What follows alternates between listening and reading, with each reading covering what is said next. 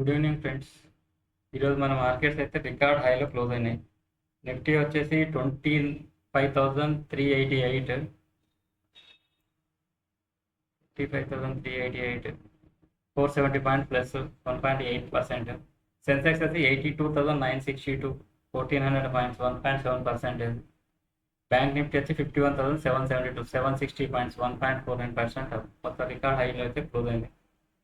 మనం చూస్తూనే ఉన్నాం, అది 24,800 సపోర్ట్ ఉంది అనుకున్నాం. ఇక 25 పైన నిలబడితే పైకి అని చెప్పేసి అనుకున్నాము. మార్నింగ్ చెప్పాం నిఫ్టీ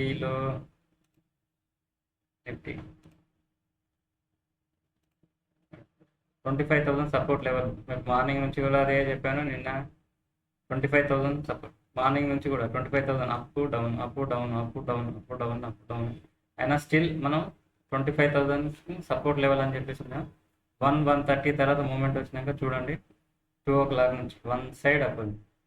నెక్స్ట్ వ్యూ ఇచ్చాము మనం 25,000 కాల్ ఆప్షన్.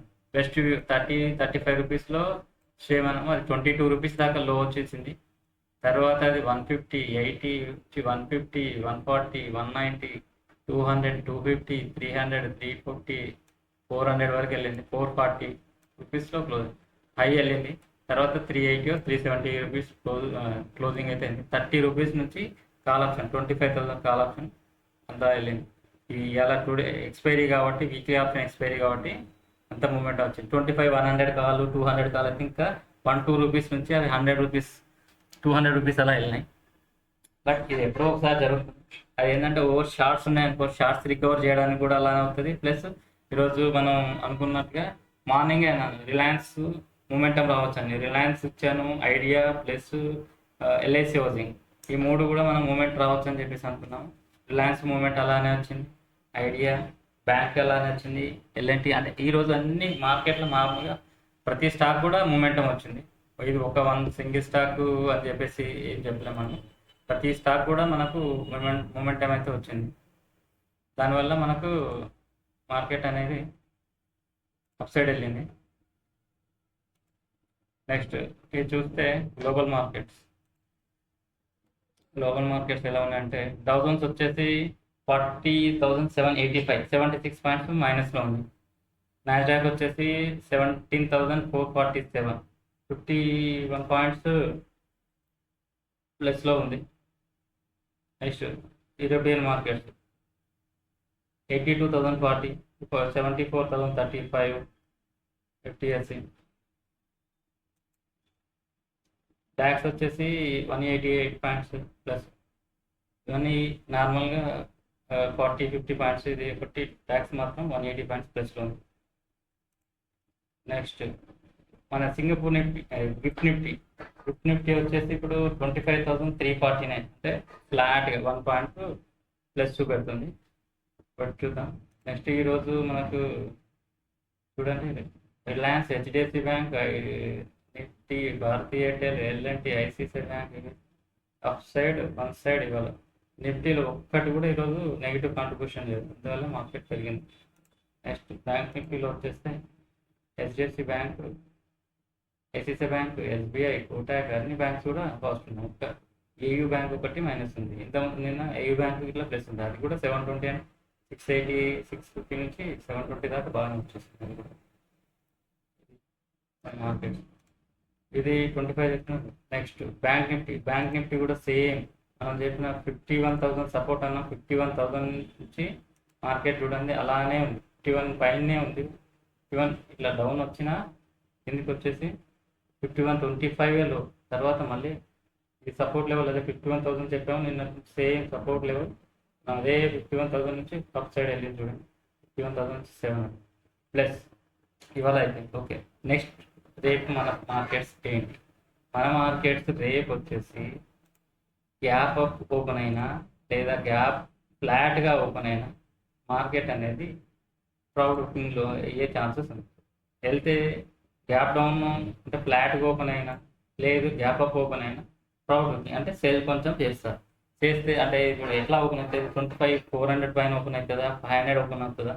500 ఓపెన్ అయిందంటే కొంచెం డౌన్ సైడ్ వచ్చి మళ్ళీ అప్ సైడ్ వెళ్ళే ఛాన్సెస్ ఉంటుంది. లేదు 400 దగ్గరే ఉండేదంటే అక్కడే సస్టైన్ అయితే అప్ సైడ్ వెళ్ళే ఛాన్సెస్. లేదు 400 ఓపెన్ డౌన్ అయిందనుకో 25 200 వస్తుందా 250 వస్తుందా దాంట్లో లైవ్ మార్కెట్లో చూసి దాని మూమెంట్ అనేది మనం క్యాచ్ చేయాల్సి ఉంటుంది. దాన్ని బట్టి నేను అప్డేషన్ అనేది ఇస్తాను. కానీ ఎప్పుడైనా కూడా గ్యాప్ అప్ ఓపెన్ అయినా ఫ్లాట్ ఓపెన్ అయినా మార్కెట్ రేపు కొంచెం ఫ్లాట్ బుకింగ్ వచ్చే ఛాన్సెస్ అయితే ఉన్నాయి. ఎందుకంటే ఈరోజు హెవీగా పెరిగింది కాబట్టి కొంచెం ఫ్లాట్ బుకింగ్ వచ్చే ఛాన్సెస్ అయితే ఉన్నాయి. చూద్దాం, దాన్ని బట్టి నేను అనేది అప్డేషన్ అనేది చేస్తాను. ఇది ఓన్లీ మై వ్యూ, అంటే ఏంటంటే డైరెక్ట్ బై సెల్ రికమెండేషన్ అని కాదు. రేపటి అనాలిసిస్ ఎలా ఉంటుంది వ్యూ, ఓన్లీ ప్రొజెక్షన్. మార్కెట్ ఇలా అయితే ఓపెన్ అవుతే ఇలా ఉండొచ్చు, ఇలా అయితే ఇలా ఉండొచ్చు అనేది చెప్పే ఒపీనియన్ అంతే. మీరు దీన్ని బట్టి బై సెల్ అనేది కాకుండా మీరు మీ ఫైనాన్షియల్ అడ్వైజర్ని సంప్రదించి మాత్రమే మీరు ఇన్వెస్ట్మెంట్స్ అనేది చేసుకోండి.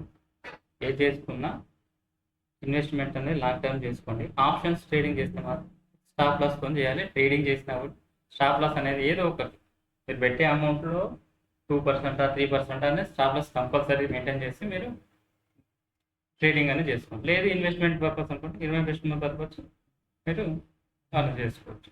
ఎవరు చూసినా రిలయన్స్ అన్నది, రిలయన్స్ వన్ సైడ్ వచ్చేసి మార్కెట్ అప్ సైడ్ వచ్చేసింది.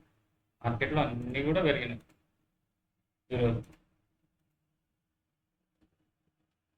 రిలయన్స్ 29.05 చెప్పిన 29.60 70 దాకా వెళ్ళింది. ఐడియా చెప్పినాం, ఐడియా కూడా సేమ్ అలా వచ్చింది. నెక్స్ట్ రేపు మాత్రం కొంచెం ప్రాఫిట్ బుకింగ్ వచ్చే ఛాన్సెస్ అయితే ఉంది. దాన్ని బట్టి రేపు ఓపెన్ అయిన దాన్ని బట్టి లేదు ఓపెన్ అయింది అనుకోండి, రేపు ఓపెన్ అయితే 25,400 ఓపెన్ అవుతుందా 25,500 ఓపెన్ అవుతుందా దాన్ని బట్టి 25,400 ఓపెన్ అయిందనుకో అక్కడే ఇక్కడ సస్టైన్ అయిందనుకో దానిపైన ఉంటే 25,500 కలా వెళ్తుందా, లేదు 25 ఓపెన్ అయ్యి డౌన్ సైడ్ వస్తుందా. రేపున్న ఏషియన్ మార్కెట్స్ ప్లస్ మనకున్న టాటా మన మార్కెట్లో ఉన్న స్ట్రెంత్ బయర్ సెల్లర్స్ని బట్టి లేదు సప్లై డిమాండ్స్ జోన్ను బట్టి మనకు దాని విధానం తెలుస్తుంది. నెక్స్ట్ ఇంకా కొందరికి ఏమన్నా అంటే ఇప్పుడు ఈ మార్కెట్స్ గురించి కొంచెం అవగాహన లేదు కావాలి అది అని చెప్పేసి మీరు అన్నారనుకోండి, మీకు కింద కామెంట్ కనుక చేస్తే ఈ వీడియో కింద మీకు డీటెయిల్గా అసలు మార్కెట్స్ ఏంది, స్టార్టింగ్ నుంచి మార్కెట్స్ ఏంది, గ్లోబల్ మార్కెట్స్ ఏంది, దాని గురించి అని చెప్పేసి మొత్తం డీటెయిల్గా వీడియోలు నెక్స్ట్ ఇప్పుడు ఏంటంటే మెయిన్ లెర్నింగ్లోనే ఉన్నాం. డీటెయిల్గా మీకు వీడియోస్ అనేది నేను చేస్తాను. Okay, good night, thank you friends.